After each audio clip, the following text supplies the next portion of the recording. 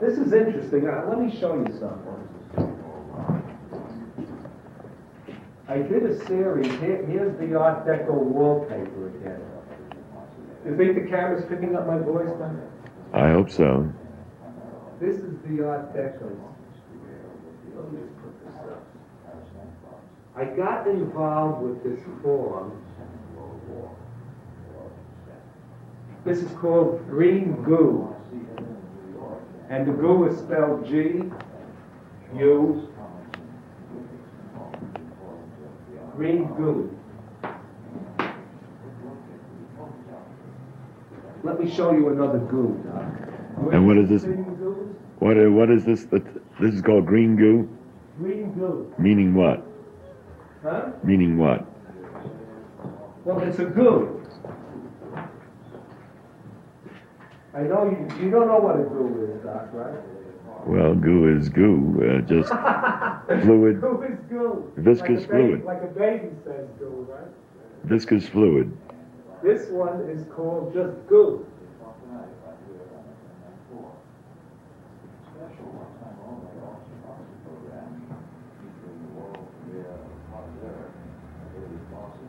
Well, let me take my mother down, okay?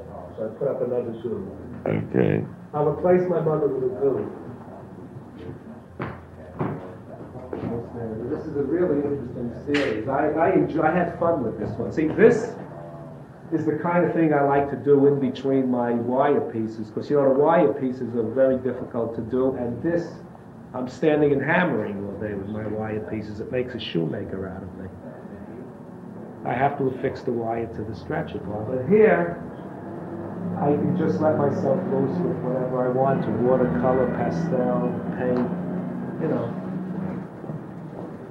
And it retains the sensuality. All right, here's another version here. Well, here is an example of the other roll of wallpaper, which is a funny wallpaper. I think it's the type of wallpaper people, I think they paper their kitchens with it. I don't know. But you see it has this little gold spots emanating from it.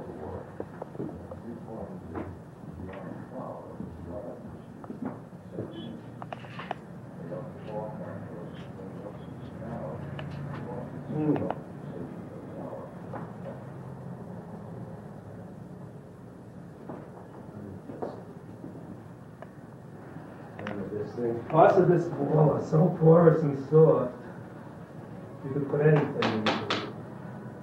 And other parts are as hard as a rock. This one is called yellow goo with a blue goo. See, I put two goos together.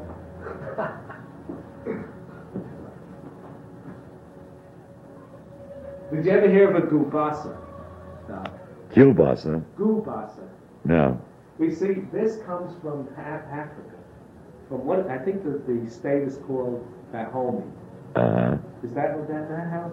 There is a Dahomey, yes. Dahomey, yeah, there is Dahomey. Well, I have a book here. I got it from this book called, I was looking through this book, Flash Spirit.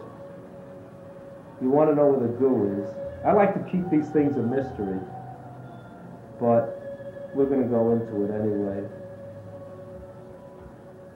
Here is a goo. Here's a photograph of a goo. Now, I saw this photograph. It's a goobasa. Uh-huh. Right, get it? Yeah. And I like the shape. This is an interesting form here. I mean, I like this, the shape, the silhouette, the iconic quality with the points. And this reminds me of the tacks I use in my wire stuff. There's something appealing to me about it, so I started a series of goos. Now, let me read this in just a little paragraph, give you the exact meaning of a goo. It says here, Dahomean influence on Haitian sacred art. The Dahomean war deity Gogh was destined to live momentously in an alien land peopled primarily by persons brought from Congo and Angola. On the Congo-influenced side of the Vodun in Haiti, he became the patro-spirit Ogun bonfire, or Ogun of the blazing torch. Dahomeans knew Gogh as the personification of iron's cutting edge. There's something Zen about this now, which exists in the blade of a razor, in the slicing force of machetes, in the piercing jab of an iron-tipped spear.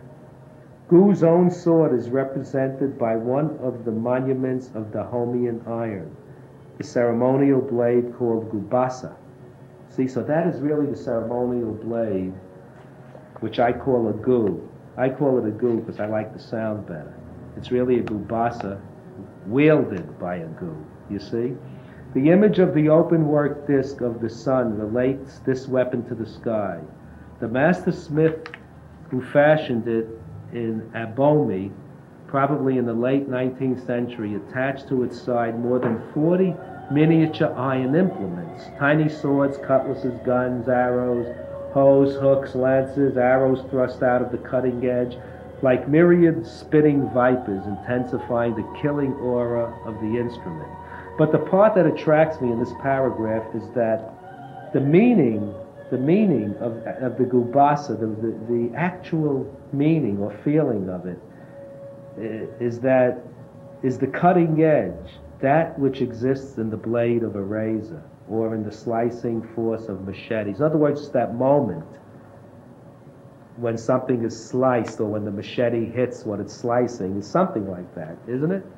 That moment. It represents a moment in time, the force of it. Anyway, I fell in love with the image. Is it the right side or the left side that is the cutting edge? I believe it's this side. I see. Because, yeah. I think it's held, and this side is the cutting edge. But I actually kind of made personalities out of these people. Like a yellow Gogh and a blue Gogh, you know. But let me just show you. I went crazy with these Goghs. I like them. I wouldn't mind having a show, just like a Gogh show. You know? You see, they're kind of, some of them are really funny too.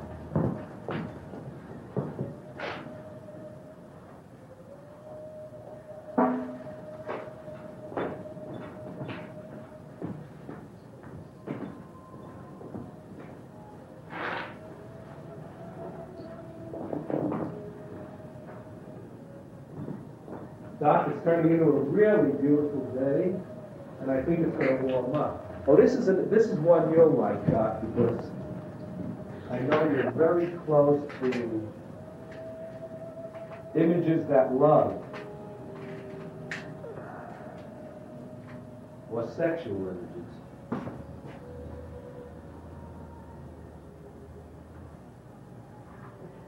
As you will.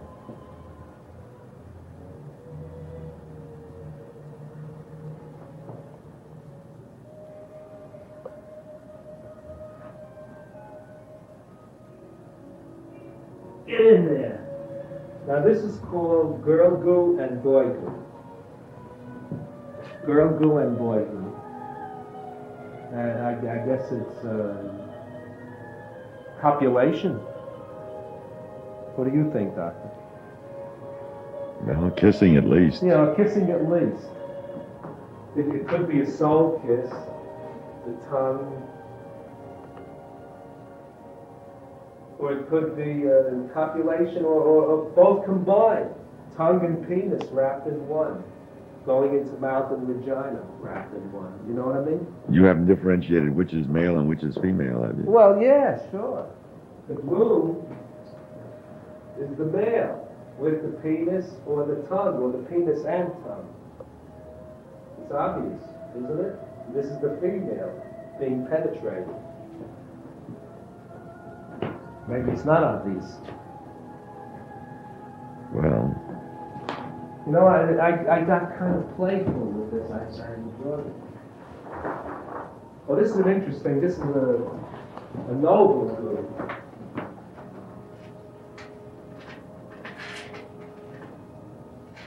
These fucking attacks. Pain in the arse.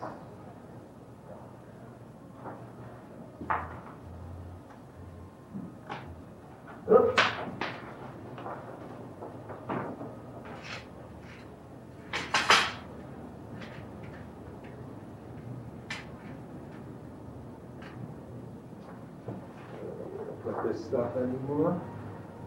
So let me put this right down here.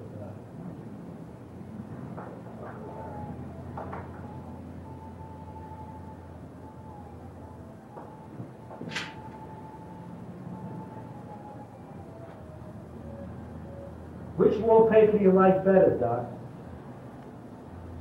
Or doesn't it make any difference? You mean the Art Deco wallpaper? Yeah, this is, you can do interesting things with both of them, you know? Well, I haven't seen. What is the wallpaper of this part? I haven't really seen the background there. It's strange. It's like a drawing peach-colored trees and branches with gold coming in. But this is red goo with a purple plume. You see how it's interesting? I can do whatever I want with this, you know? I finished it. I did about 10 or 15 of them. I don't know.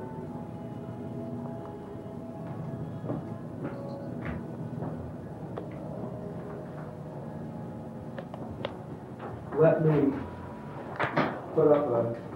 You know, it's interesting because I get kind of narrative or literary. I don't know what you would when I work. You know, I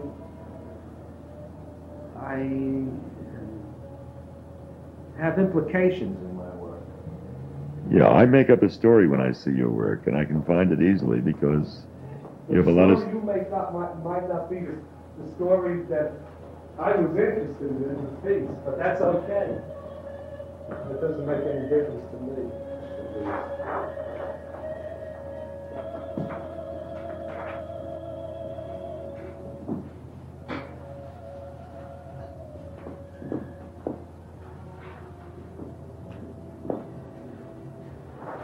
Here's a really funny one. Here we're getting back to the Jews again.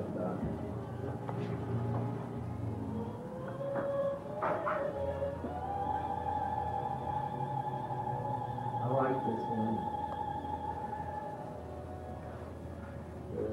I had this. This is called the Gauguin. I showed this to Birgit, you know, to the German girl who stayed here with me for a couple of weeks. The two German girls, I got a real kick out of this one. Gauguin. I had this image before I started them. This white goo with the purple yarmulke. Topping it with the purple yarmulke, you know, and it comes off pretty funny. Gauguin. I mean, just the title alone, you know, Gauguin.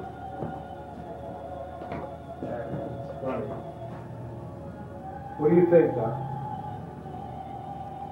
Well... This was cut out of a real yarmulke, by the way. And it looks like velvet, although it's not. It's a kind of satin material. I pasted it on. Doc, does this image surprise you, these Gauguins? I mean, these goos in general, just doing something like wandering off into this kind of a world, you know? No, not Here I well. am doing these wire pieces, right? Suddenly I wander into this.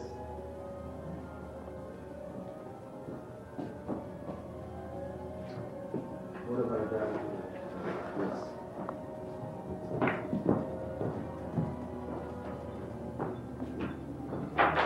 Well, it certainly is very strong and not hackneyed. It's what? It's not hackneyed, it's not ordinary. No, it's not hackneyed. I don't think it is. I don't know. And that one of that's very nice, the two kissing each other. Yeah. The girl doing the boy doing. Yeah. Well, now everybody who sees this film will know what a goo is. Or what Yeah. I intended. Oh, I have one type, you know what I mean? Like, here's a very decorative goo. You see it? I don't want to put it up. Very decorative kind of goo. Looks like a party. What is the name of it? Oh, this is a funny, you know what? Let me put, I will put it up. It's got a really funny title. Let me put it up just for a moment. This will finish. We'll be finished with the goos after this one. I think this one is what I mean when I say my pictures have implications. I think this is a perfect example of that. Not that I dislike just the throwing up of shapes or images that don't have implications. I mean, ideological, or I like that. That's beautiful. But my pictures always, like this is called, what, you'll never guess what this is, Doc. What is a Gogh? Oh, this is What is a Gogh? I got a kick out of that. What is a Gogh? I think I was mimicking the question I always ask, what is a Jew? Which I don't really understand, you know? I always consider that question stupid. I don't know what that means. What is a Jew? I mean, what is a Catholic? What is a bird? Right? What is a cockroach? What is a chair? Who cares? I mean, yeah, we have a certain interest, of course, but the specific question, what is a Jew, is totally ridiculous. I never was fond of that. You know? What do you think? Yeah, well, I'm fond of exploring everything, and you are too, but yeah, this is the kind of open thing that people can read all kinds of things into. And Yeah. it opens it up. It opens it up.